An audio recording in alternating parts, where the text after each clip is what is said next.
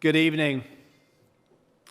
First of all, I'd like to congratulate the 2024 inductees, as well as Ken Agard, for recognizing not only tonight's inductees, but all of the professionals who've been recognized over the last number of years. But most importantly, those who need help and those who can receive help from this group and all the supporters. I sort of view, I was born in 1948, and television sports probably commenced shortly thereafter, not that I had anything to do with it, but it has been a campfire around which generations of diverse communities have rallied, enjoyed it. It's become more and more enjoyable, yet people still come to the games and enjoy those as well. I'd like to recognize a 2023 inductee, Tony Petiti, who's also the 7th commissioner of the Big Ten.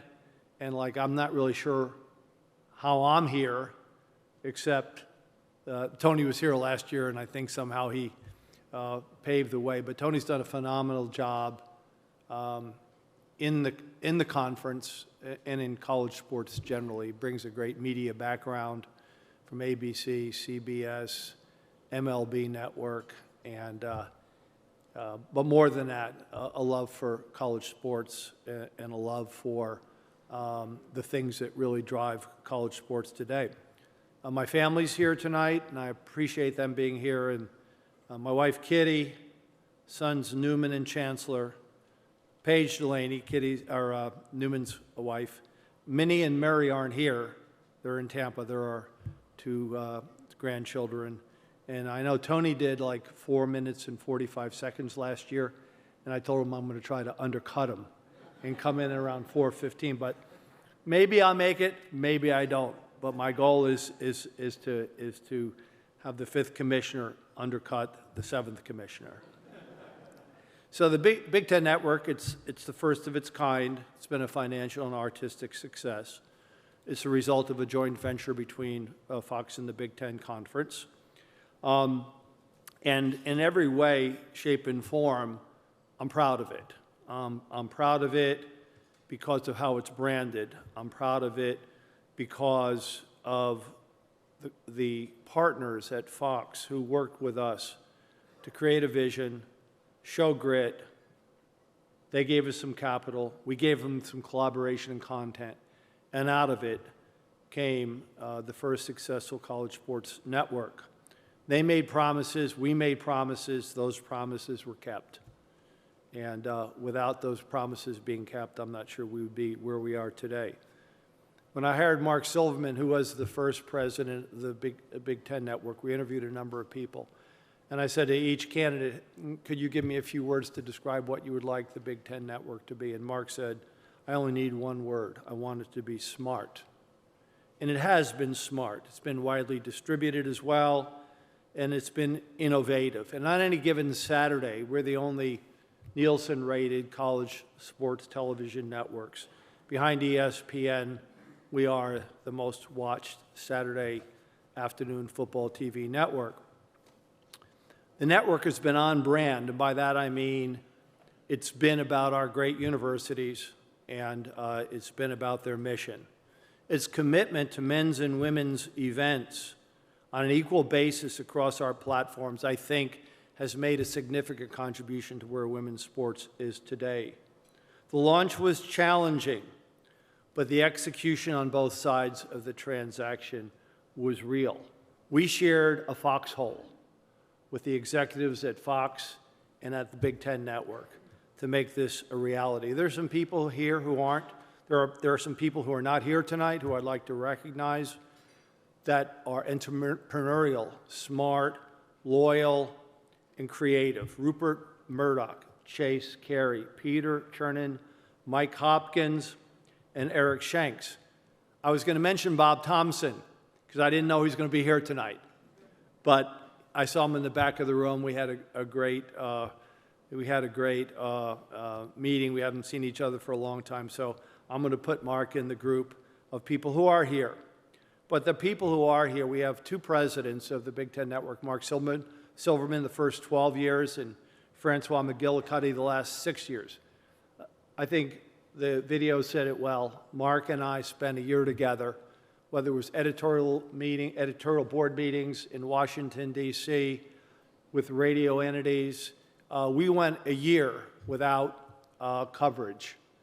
We had a little bit on DirecTV, but other than that, but after 1 year, we stood tall, our content spoke for itself, and we were fully distributed. At one time, getting to 60 million American homes. Francois worked for Cablevision, and he also worked for the Shakespeare Festival in Pennsylvania. Anyone who can work for Cablevision and Shakespeare is my guy. So we brought Francois to succeed Mark, and for the last 6 years, he's delivered in a great way. I want to mention, Mark said smart, and one of the smartest things he did was to recruit Dave Revson. Dave was a familiar face at ESPN. He's a Northwestern grad. He came in, and he has really carried the network. He's had a lot of people behind him, but I can tell you he's smart, he's analytic, he's fair, knowledgeable. So Dave, thank you very much for being our signature talent. There's some other people that really have made some great contributions besides Francois and Mark and Dave Revson. John Barrett is a friend of 55 years. We were at Chapel Hill together. And great lawyer, better friend. And I can tell you, when you're in the world that we're in, it's great to have a great friend, but it's better to have a great lawyer. So John, thank you very much for that. Larry Jones, not on our team. He's a senior Fox executive, but it's on my team because he's from New Jersey. He's from Union County, I'm from Essex County. And it was great. Larry was involved in business development and did a lot of great things for Fox in his career. But because of our friendship, we were able to bridge differences, understand each other, and we even sat down at the Ritz-Carlton in Naples and etched out the programming on a napkin. We're still looking for that napkin. We're looking for the Capone, for Al Capone at the bottom of the cellar, but we'd like also to find that napkin if we could. Bill Martin is here. Bill Martin, 11-year athletic director at the University of Michigan, former president of the United States Olympic Committee, a world-class sailor. Probably the best thing he does is he's married to Sally, who's also a phenomenal human being and a phenomenal athlete and supporter of college sports. But there's a lot happening beneath the water in these kinds of transactions. And to keep presidents and athletic directors together under the pressure of not having your games on TV was incredibly important. And University of Michigan, in particular, Bill Martin, kept our athletic directors together. Coaches weren't happy, fans weren't happy, politicians weren't happy. But after 1 year of not being on the air, we're ready to go to a second year of not being on the air, unless we were able to get the distribution at the rate we thought we should get it. And in fact, we got it. So I'm not a TV expert. I learned a little bit along the way. We've had relationships with almost every network, NBC, ABC, CBS. And I want to thank my family and my friends for being so supportive of me during this whole period of time. Thank you very much.